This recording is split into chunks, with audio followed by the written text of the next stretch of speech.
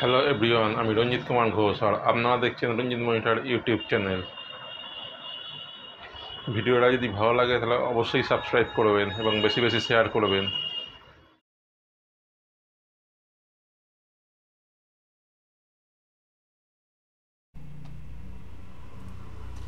SD logo কীরকমভাবে বানানো যায় চলুন দেখা যাক।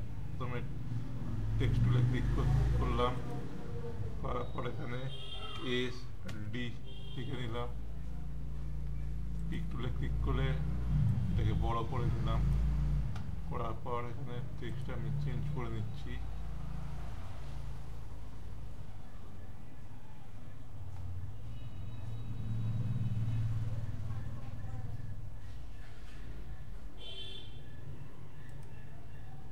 করার পর এটাকে কন্ট্রোল কে করে দিলাম, করে নেওয়ার পর এটাকে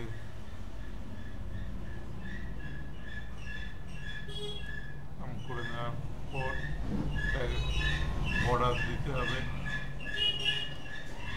বর্ডার দিলাম, এরও বর্ডার দিলাম, দেওয়ার পর ফিলটা তুলে দিলাম, এরও ফিলটা তুলে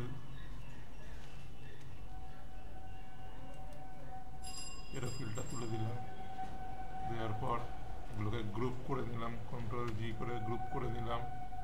নেওয়ার পর স্মার্ট ফিল টুলে ক্লিক করলাম, করার পর এখানে ক্লিক করলাম।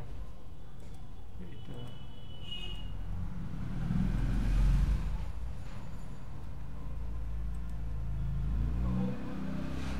ক্লিক করার পর পিক টুলে ক্লিক করে এক্সটাকে সিলেক্ট করলাম, করে ওয়েল্ড করে দিলাম।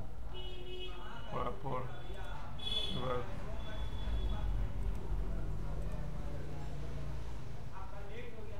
স্মার্ট ফিল টুলে ক্লিক করে এবার ডিটাকে করছি।